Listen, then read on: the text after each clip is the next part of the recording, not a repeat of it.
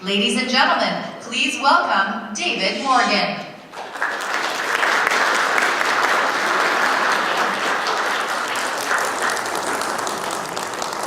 Thank you. I've got a summation on video. I'm kind of famous actually for doing these videos, and I've done several over the years. This is one that's been put together recently by actually one of the people that is here at the show.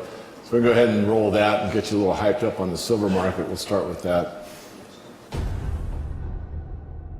Will silver be worth more than gold?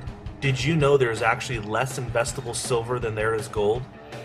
On average today, for every 7 ounces of silver pulled out of the ground, only 1 ounce of gold is mined. However, the majority of silver mined is used for consumption, while the majority of gold mined is nearly all added to global inventory. Yet precious metal investors, as small of a group as they are still investing $7 in GLD for every $1 they invest in SLV. Looking at modern history, silver is becoming more and more scarce. Some even think it could be worth more than gold at some point in the future. In 1950, there were 10 billion ounces of above ground available silver. By 1980, it shrank to 3.5 billion ounces. And in 2010, it is estimated that above ground available silver supply is roughly 1 billion ounces. To put this into perspective, total above ground available gold in 1950 was 1 billion ounces. And today it's estimated to be around 7 billion ounces. In 1980, when silver nearly reached $50 per ounce, global population was 4.5 billion people, and global GDP was $10 trillion. China had the 11th largest economy. Today, global GDP is around 60 trillion, and China is now the 2nd largest economy, with GDP around $5 trillion.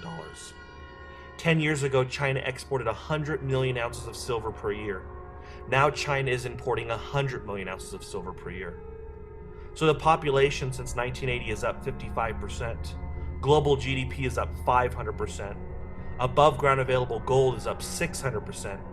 Meanwhile, above ground available silver has plummeted at least 91%, and the price is still down 14% from its 1980 high of $50 per ounce.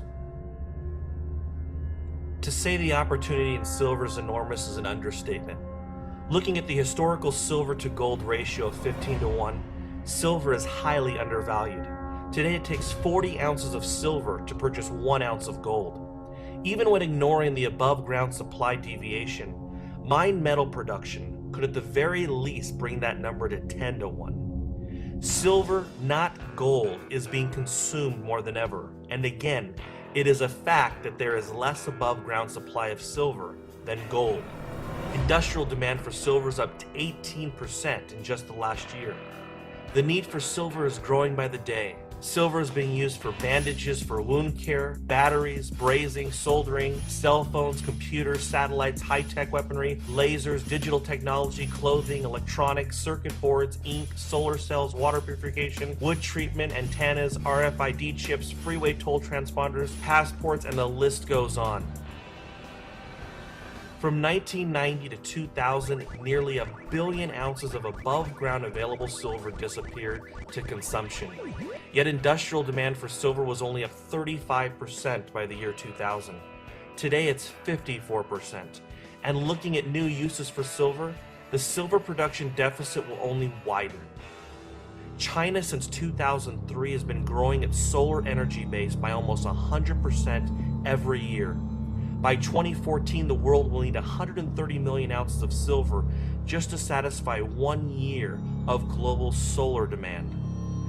The world has consumed so much silver in the last 50 years that the last time above ground inventory was this low was 1300 AD. The deficit of silver production has been met from mostly above ground supplies. The US has dumped nearly 5 billion ounces since World War II into the silver markets.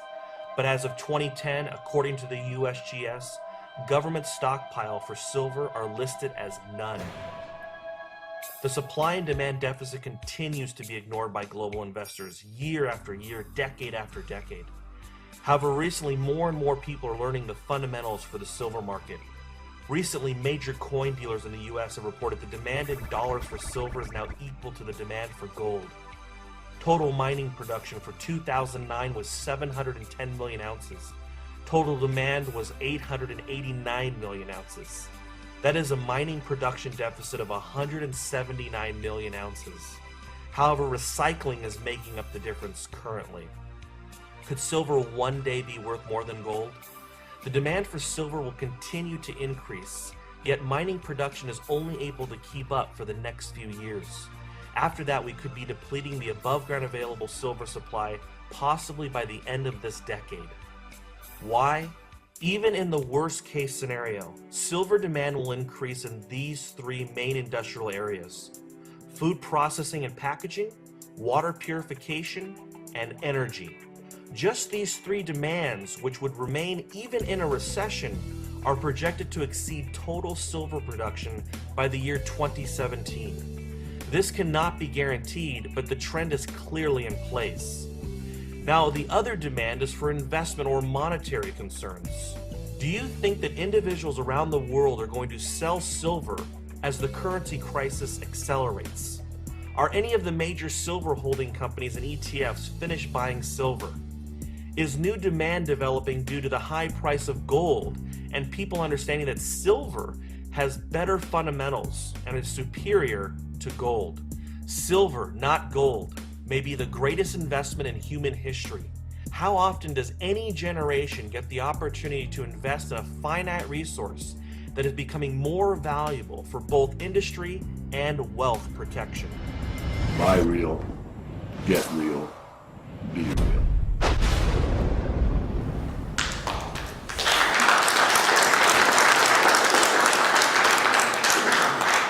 Any questions? Not much left to say after that. All right, so this is Missing the Silver Market. It's a little bit of a rant on my part, but one that comes up continuing on the internet is that silver's in a shortage. And not to be a semanticist, but the semantics of the word shortage and deficit are different. So I'm going to go through this briefly. First of all, for review for everybody in the room, this is last year's production. Platinum is about 12 times rarer than gold, and silver is about 8 times more plentiful than gold. So none of those ratios hold for what they're priced at. Platinum is actually selling for less than gold, even though it's about 11 or 12 times more scarce. And silver is about, right now, about 50th the price of gold, even though the ratio out of the earth is about 8 to 1. But that's how they line up. And that's pretty much historically how they line up. There's some variances over time, but I'm going to go into that right now. But a shortage doesn't equal a deficit. There have actually been shortages the way I define it. And a shortage to me is when you cannot meet the demand on the market or at the spot or when it's demanded. And there was a shortage in retail products in the bottom in 2008 during the financial crisis. Maybe some of the silver bears thought that a lot of people would cough up their silver at those low prices, but the opposite happened. People that were in the know wanted to buy silver at those extremely low prices. Although the spot price in the futures market was roughly $9, slightly under that at the bottom, the actual price to buy what I call retail product, which was government minted coins, 1 ounce silver rounds, which are privately minted coins, 100-ounce bars, 10-ounce bars, even 1-ounce bars, anything along those lines commanded a premium of about 20 to 30%. So you're paying about $13.50 for silver when the paper price on the futures exchange was $9. Now, just to be perfectly clear, a commercial bar on a futures exchange could be purchased for $9 or less. I happen to do it. I bought 3 of them myself. In fact, I took those and sent them to a mint friend of mine that happens to be in this room, and I'm inviting him over to my booth after this lecture and minted them into half-ounce silver rounds. So we have seen some shortages. Also, when Eric Sprott started the PSLV, the Physical Silver Trust, he purchased around 22 million ounces on the first tranche, and it took roughly 2 months to fulfill that order. Is that a shortage or not? You can make up your own mind on that. Will we see a shortage in the future? Yes, I believe it will happen. It'll happen, I think, and once it happens, it could develop into something very significant because industry needs silver, as that little film clip showed you. That demand is very price inelastic.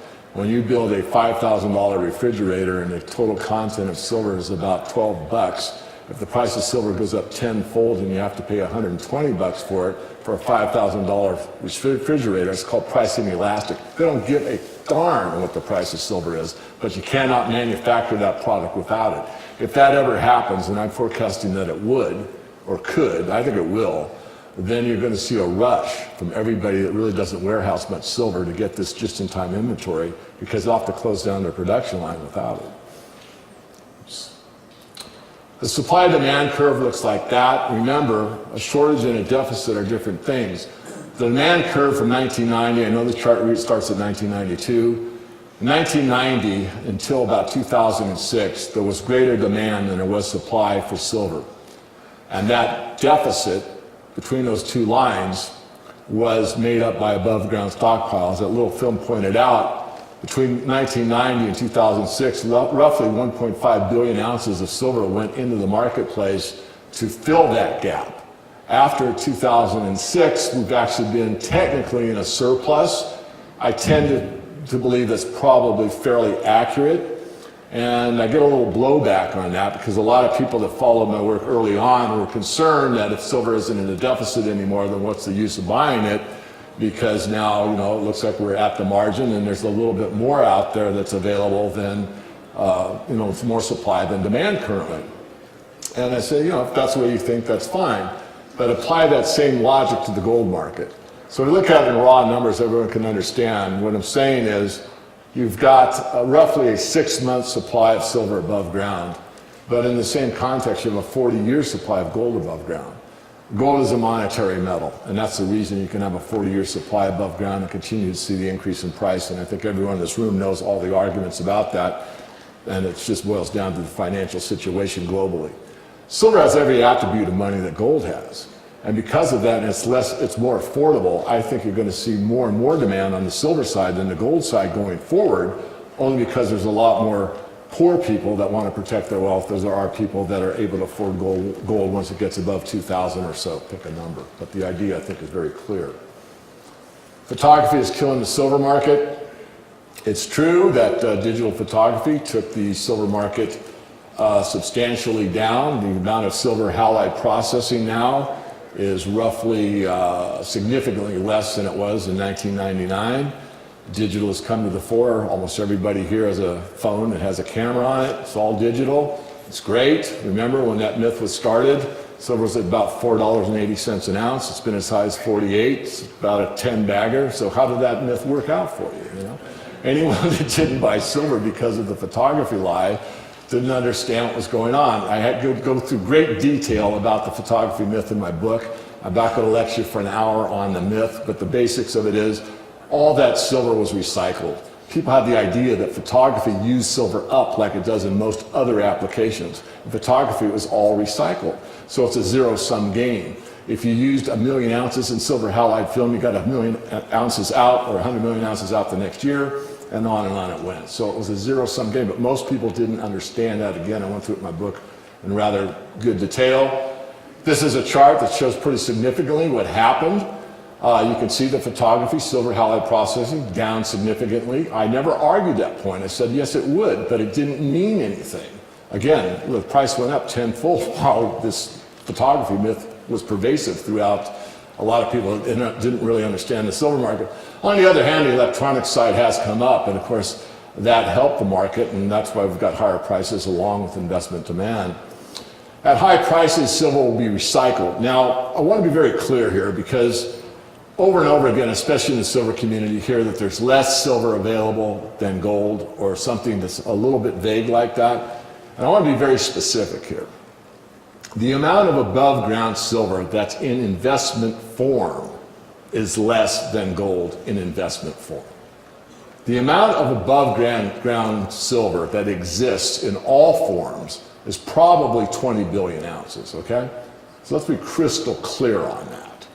However, the amount in investment form, which is either commercial bar form, which is your 1,000-ounce commercial bars, and your coin form, which is silver rounds, government minted coins like the Silver Eagle or the Silver Maple or any of those, and even old coins like what's referred to as junk silver in the trade or constitutional coinage, anything like that. All of that combined is roughly $1 billion. And all of the commercial bars combined is roughly $1 billion. So even though the film said 1 billion ounces total, they're referring to the commercial side only. If we combine those two, you got about 2 billion ounces of investment grade silver available. Gold probably in that same form, in that same context, stab at it probably 4 billion ounces. So just to be clear, now that's why I gave you that background to move on to this next case. At high prices, silver will be recycled. So in other words, the silverware, the silver art objects, all the silver plate, the silver jewelry, all that stuff that is out there, and I admit is out there, will be recycled. I'm not so sure that it will be. And the reason I say that is there was a study done in 1992 by Charles Rivers Associates, and they went through that very same point. And what they determined was that during what I call the 1980s meltdown, that most of that silver came back into the market between 1980 and 1985. And a lot of the silverware, silver jewelry, art objects, etc., went into the market, flowed through, and became commercial bars after they were re-smelted. I'm not saying that none of it exists out there. Sure, there's plenty of it. But the study determined that it would have to take extremely high prices. Let's face it, people usually want to get what they pay for something. The markup on jewelry, especially silver, is extremely high. Same thing with silverware. And most people that are in those categories don't need the money, usually. The point being, and I believe this to be true, but it cannot be proven, and the market will prove me correct or wrong, not much scrap. There's not as much scrap as many people think. And most of it's in artwork and religious items. And most of those are not coming back in the market. Artwork is just too high a value for the scrap value. Let's use a couple quick examples. Both my daughters play flute. They both have what? Sterling silver flutes. What a surprise, right? I mean, those flutes are like in the $800 to $1,200 range. Okay, you think I'm going to smelt them down for, $12 worth of silver? Are you kidding me? Well, anyone here in the equine world? Anyone know what equine is? The horse world?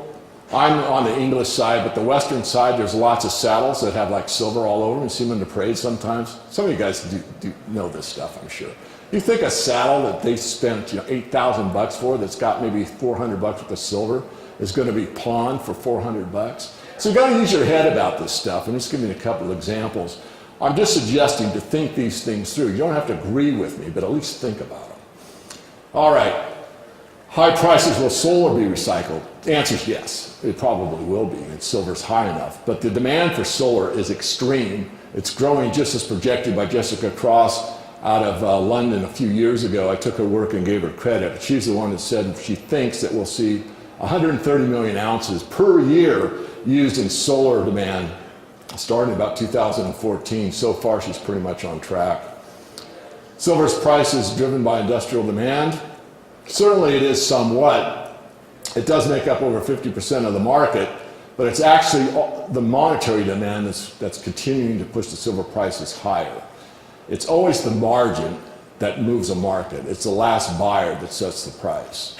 And the last buyer in silver is the monetary or investment demand. You got to remember that this is a different market. It's a different globe. It's a different context. What took silver high in 1980 is really a different structural basis than what's taking it higher this time. The problem in the United States with inflation were so minuscule compared to the problems on a global basis now that it's almost laughable thinking back, and I lived through the first bull market compared to what I think we're facing in the future. Consider the fact that there was only a U.S. market when the price went to $50 an ounce on an intraday basis. And now we have the Chinese, we have all of Asia, we have the Russians, we have the Europeans much more awake than they were last time.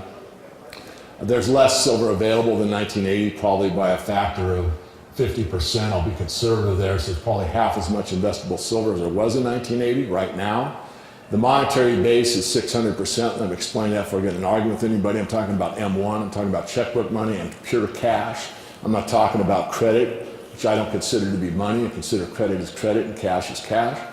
The internet is connecting people with the truth in quotation marks. I think a lot of people are waking up and finding out what's really going on in the financial system and why it's not working. And it is a poor man's gold. And I always ask you to consider the fact that there's probably a lot more quote-unquote poor people than there are rich people. And those people, in my view, and having experience of the last bull market, will gravitate to silver because, one, it's more affordable. You don't have to believe what I believe, but I believe that most people have a financial instinct, just like a survival instinct, that as things start to unwind further in the financial system, they will naturally seek some type of wealth protection. And silver fits that bill pretty well. It has in history past. One of my pets is silver is not money. And you'll get this. I have some of my colleagues that's down on these same platforms. And they're certainly entitled to their opinion. And some of them have said, plain and simple, that silver is an industrial metal, it's not money. I'd like to take you back to Milton Friedman in 1993. He spoke at the Blanchard Conference that at the time was considered to be the foremost authority as far as these type of conferences are concerned. He was the keynote speaker. He said the major monetary metal in history is silver, not gold. He is a Nobel laureate in economics. I agree with some of his stances, not all of them, but he was a better economist than most. I'd like you to take a look at that picture coming out of a junk bag, as it's called, and tell me, what is that? Is that 5,000 grains of Arabian sand? I mean, really, is it money or isn't it money?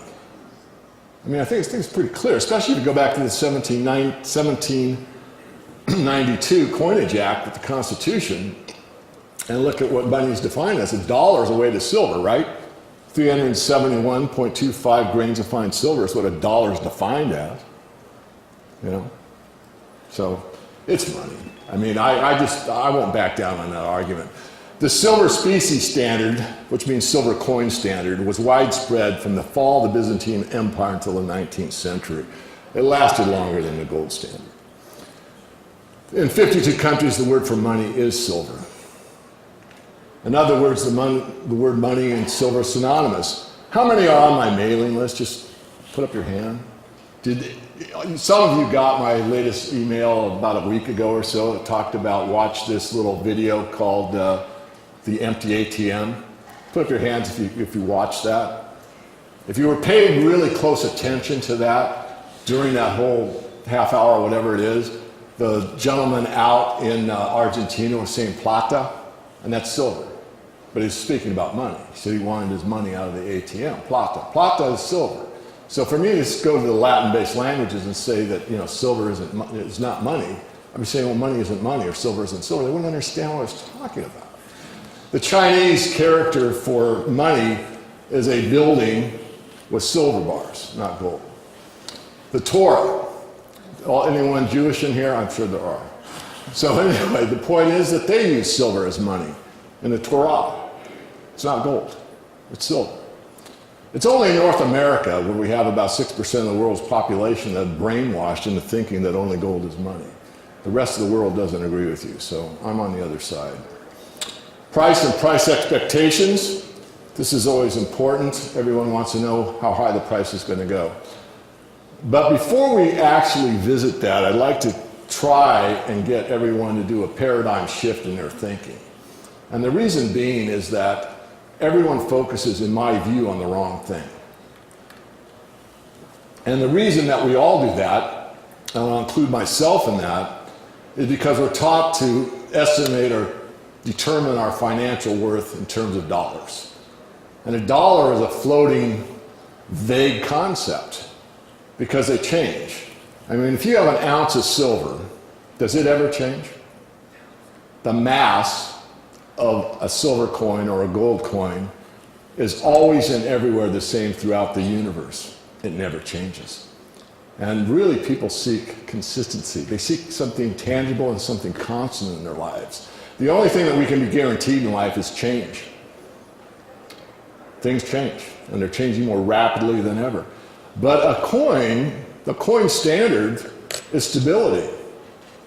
So really, when I say the price and price expectations, what I want you to focus on is what an ounce of gold or what an ounce of silver buys, not how many paper dollars it's worth.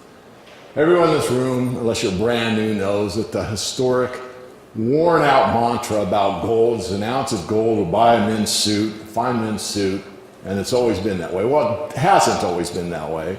The price of gold, some points in history, buys a lot more than it normally does, and sometimes buys a lot less than it normally does. That's the norm. So if you have an ounce of gold and it buys 100 men's suits, do you think it's overvalued or undervalued? Well, everyone in this room knows the answer. It's overvalued. So consider that when you're trying to find a point for you personally that makes sense to exit the market, but not necessarily in the terms of dollars. So having said that, I'm going to go ahead and give you a price in dollars just to, not to contradict myself, but just to give you an idea. So the idea here is this chart, which is in constant $1998. This is produced by Forbes magazine. I don't expect anyone to be able to read any of that stuff in the back of the room, but I can explain it because it's a pretty simple chart. Remember, these are constant dollars, so we've taken the inflation lie out of this chart. So what I'm showing you here is that the all-time high price through about the 13th century was $1,477 an ounce for silver. Now, that's a fact. That can't be changed. That's history. It's past tense. It's done. So when I suggest that silver will get to at least $100 an ounce US, put it into the perspective of all-time recorded monetary history that I'm saying it's going to get to about 1/15 of the all-time high. So within that context, I think I'm being fairly conservative. If you drop down into this level here, that's about $200 an ounce for hundreds upon hundreds upon hundreds of years, dropped down around 70 an ounce. And it wasn't until silver was really demonetized that you got these big blips. And Buffett bought right there. And what type of an investor is Warren Buffett? A value investor. He bought it under the cost of production. You could not dig silver out of the ground, mint it, put it into bar form for $4.20 an ounce. Cannot be done. But you could buy it for that. And he did. He bought 129.7 million ounces of fine silver right at the bottom. Price expectations. This is a chart of palladium. I use it as a proxy for what I expect in the silver market. And I think it does a pretty good job for us. What you find in palladium is that you had years and years and years of just basically trending sideways. Yes, it went up and down and went up and it went down, but basically the wear you out or scare you out or who cares mode. Silver is basically in that mode for 20 years. And then finally, it breaks free, gets above that high, and it makes a rally. And everyone gets excited. And you get a lot of buying at the top because humans say they buy low and sell high, but they don't. They buy high and want it to go higher. So there's people that got in here and bought, and it fell back here. And it took a good year and a half before it got back here. So if I'm going to equate that chart to silver, it went from 555 on the breakout to 840 at the top. And then it took some time. It touched back down, and it took some time before it got above that price and went higher. So as markets work, there's somebody that bought it at 840. And they got over leveraged and they lost their position or came back down and their wife said sell it and they sold it and it took a year and a half. So in this whole time frame, they're looking pretty smart. You know, maybe they sold it at 840. And then it gets there and it's got back and everyone's out there that's in the charting industry says it's a double top. And it goes from a double top all the way up to here, right? Gets up to 48. A lot of my friends are calling me up and saying, David, do not call a top. You're not bullish enough. You're going to be wrong. You're going to look bad. I'm all ready for this because I know at the top, when it's really the top, I will be getting a lot more of that. I said, well, you're entitled to your opinion. I'm selling my trading position at 48, and then it comes back down and goes to 33. And it takes a lot more time and it finally gets up there. Palladium actually went up slightly higher and came back down. And then you get the blow-off rally. And that's what I expect in silver. I expect it to be in the world history books, actually, for what's going to take place in silver and gold. I think platinum palladium will probably have quite a ride as well. But we are facing uncharted waters in the economic sphere, and I think this is something that you need to study and be familiar with and make your own decisions, because we are facing, I think, the most interesting financial times ever. This I took off the CPM website. You can get a 10-year study on the silver market going out 10 years. It's $17,500.